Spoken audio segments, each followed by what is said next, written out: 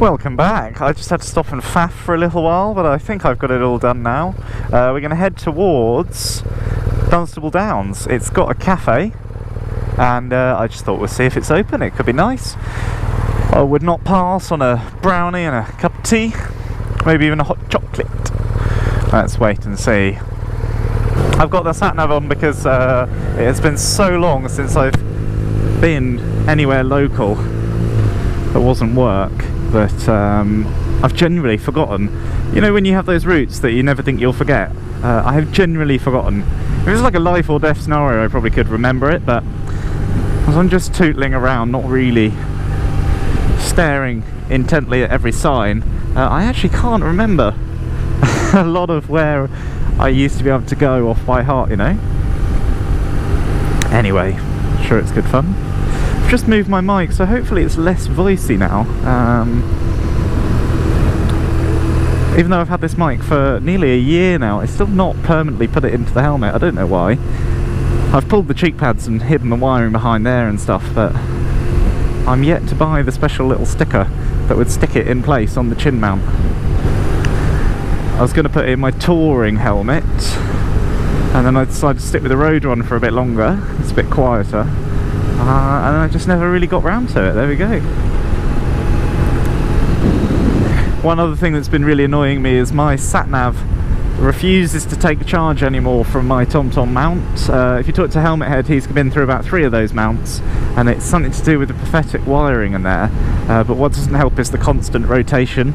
You know, you can clip it on and clip it off and then spin it round. So I've now got a cable that permanently lives in my top box, in this, I call it the top box, but the tank bag. I've got a cable that permanently lives in my tank bag, as long as I don't take it out, and I've got a power bank in there, and that's what I use to charge the Satnav. So when I'm away, when I leave for a trip, it's normally fully charged. Of course, this was a bit of a spontaneous one this morning, so I hadn't really done any of that. But when I left this morning, it was on 10% battery, so I've got a power bank in this tank bag, and it's just charging up like that. So there we go, not ideal, but there we go. I just keep an eye on the cable and check it hasn't fallen out, but they're normally pretty sturdy. Loads of people out on bikes today, actually.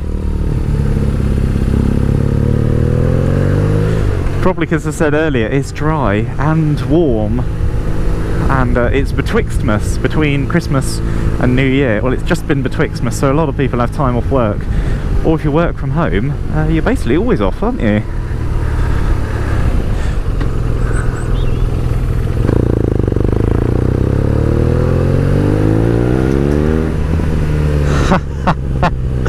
Oh, I really hope you heard that little blub blub. It's just, and that was 35 mile an hour. It's a beautiful bike, isn't it?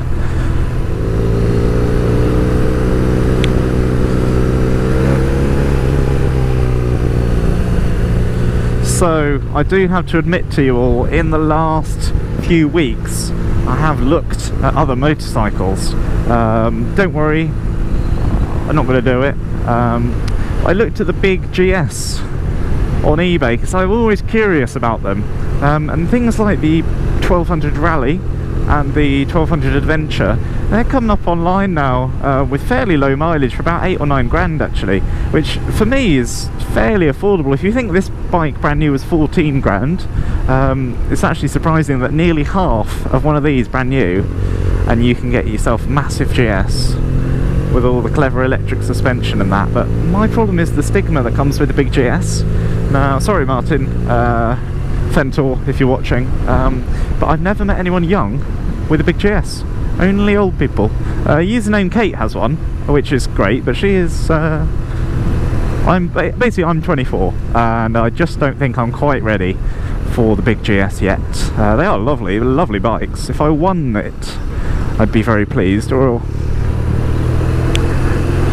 but I just could not bring myself to buy one. I mean, they're incredible bikes, and the mileage you can get out of them is fantastic.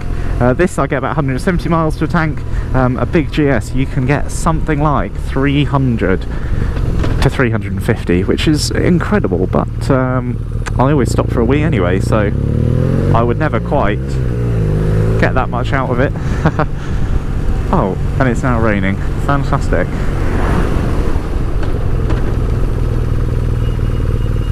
So there we go. So I did look at one of those for a little bit, but that's just not the same, is it? So what I ended up doing is just buying an aluminium luggage set for this from Pier City Custom. A little bit pricey, but well worth it, I hope. It's delayed at the moment. They're being made in Italy. Same as with my new boots. So they are delayed, but they were very nice. They did email and just explained, and I said, to be fair, as long as they're here by the end of the month, that's fine. Realistically, as long as they're here by April, I really don't mind.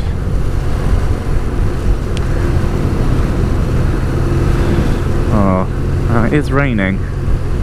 But to be fair, I'm in the kits. I'm in the right gear for it. There we go. So I might be okay. We'll wait and see. Let's see how this rain picks up. So yeah, so admittedly I did look at the big GS. I did scoop around on eBay for a little bit, but they're just not the same. I really like this one as well. It's got the retro that I really like, and at the end of the day, it is a GS. It's got a shaft drive. It's got the boxer engine from an old air-cooled GS. It's got crossboat wheels. It's made by BMW. It's nearly the same switchgear, it's just missing quite a few buttons. I just don't see exactly why I need the big GS. The fuel range is obviously smaller on this, but you don't have to carry around 30 kilograms of fuel. You're only carrying about 17 kilograms of fuel when it's full, which for me is quite useful.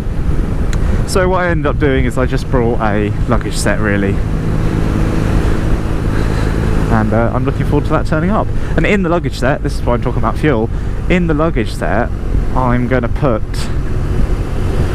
some fuel canisters. I've got them already. They're made by a company called Fuel Friend. They're from Germany, and they are absolutely brilliant. When I last ran out of fuel, I wish I had filled mine up, because they're exactly what you need. You can get them in 0.5 litre, 1 litre, 1.5, but personally I just felt like the 1.5 was really all I needed. So when I go on holiday, I'll carry 4.5 litres of fuel, which on this bike is enough to do, if I'm really careful, about 40 or 50 miles. And I'd like to hope in 40 or 50 miles I'd find someone with some petrol, or crucially, a fuel station. So there we go. What else did I get? I got a new air mattress. I got a new air mattress because my one kind of, when my bags fell off the bike and my rear wheel sliced through them, it also cut into my air mattress. And while I was away in France, on the second night, it was hammering with rain, really cold. I was already regretting camping in October, and then my air mattress just deflated overnight. So 3 AM I woke up cold, needing a wee, in the pouring rain. I accidentally touched the outside of my tent, so I had a very wet head, and to top it all off, I was basically lying on cold French ground. So I decided it was a bit of time to get myself something new, so I've just gone for the same inflatable air mattress. I'll just try not to slice it in half again. What else did I go for? I got a nice water bottle. I know it's a small thing, but if you ever watch Motorcycle Adventure Channel, Motorbike Touring Channel, Motorbike Adventure Channel, I think. He's in America, spends a lot of time in the desert.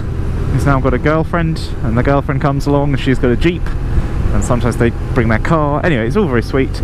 He's always got these water bottles, and they hold a whole litre, but they're not a strange size. So I've got one of those as well. For Americans, they're actually very, very cheap. In the UK, it was about 10 quid, £10, but they are rock solid, and it carries everything I need. So I thought I'd get one of those as well. Non-motorbike things, I do like chilies, I do like spicy stuff, so I got another chili growing kit. It's basically just some seeds in a bucket that says fire, but I thought it'd be fun. and I got some memory cards, so I can store more stuff on a card without having to empty it all the time. So yeah, I think I did quite well out of Christmas gifts. Mainly the best ones I brought from me to me. And I'm just going to buy some other little stuff like a hard drive. I've got hard drives, but I might just get one more, so that when I go on a trip I'm not worrying too much about using up all the cards.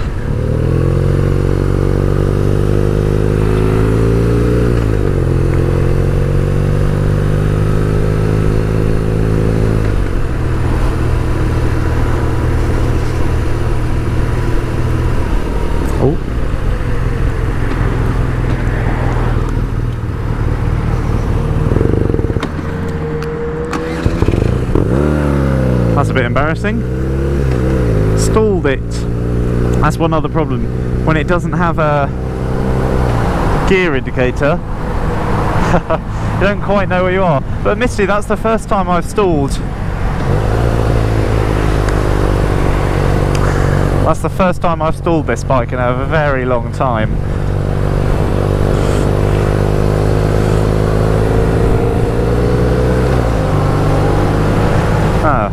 That's a bit embarrassing.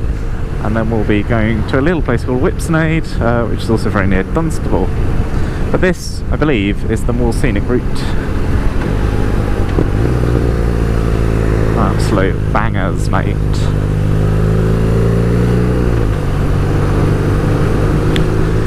So there we go.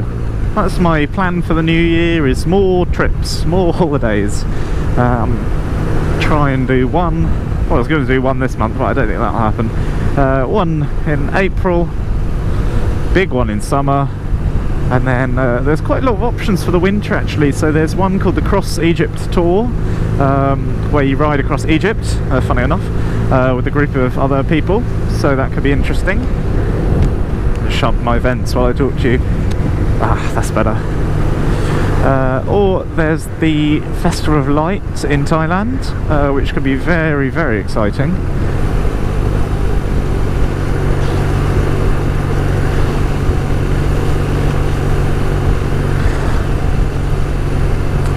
Well, I'm quite pleased to report I'm dry and not cold actually, so the gear I've got is doing quite well. The jacket's a little bit chilly, but only in comparison to the trousers, which are, well, they're lovely. They're Dainese Carve Master 2s.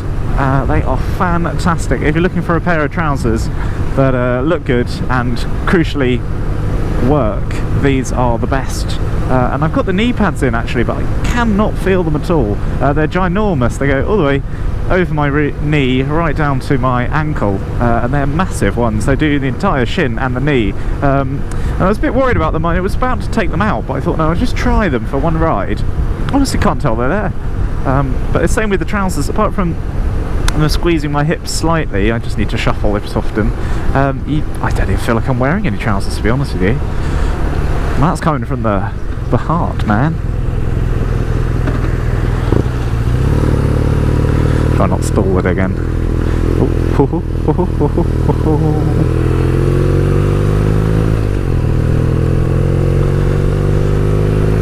Jacket wise, yeah, it's very good. It's just because I brought it in white, I'm not sure how long it'll last in a good condition before it really looks scruffy. And I'll turn up at cafes and they'll say, "You can't come in dressed like that, mate." I go, but I've got a BMW. So it was £100, and it's an Alpine V2's Andes. The shop had it for ages. I got the thermal liner with it. It's my size, so I don't see anything wrong with it. I'll try and clean it, but there might come a time where you just can't save it. And when that breaks, I think I'm going to go for the Dainese Gore-Tex Carve Master jacket. Actually, if it's like the trousers, then I am convinced, because the trousers are lovely and comfy. So we'll wait and see. Dainese is a bit pricey, but I do think you get what you pay for in life. And I never thought I'd own a BMW, but seemingly I do. Nah. I don't know how people are content with only doing half the speed limit, but anyway, we're not far off where we need to be at all. I don't think it's going to be open, but we'll wait and see. And don't bother going around the roundabout. It's not the M25. You just cut across like that. And if you want to come for motorbike parking, it's just, they've got a whole little hangar for it. Hang on. Further along, a bit further, and then you can just squeeze in here. Look, I think that's brilliant. I always love it when someone incorporates motorbikes into their plan of where to park everything. But because the Boxer engine is so wide, I'm not actually going to be able to fit. Oh no, I can. There you go. Right.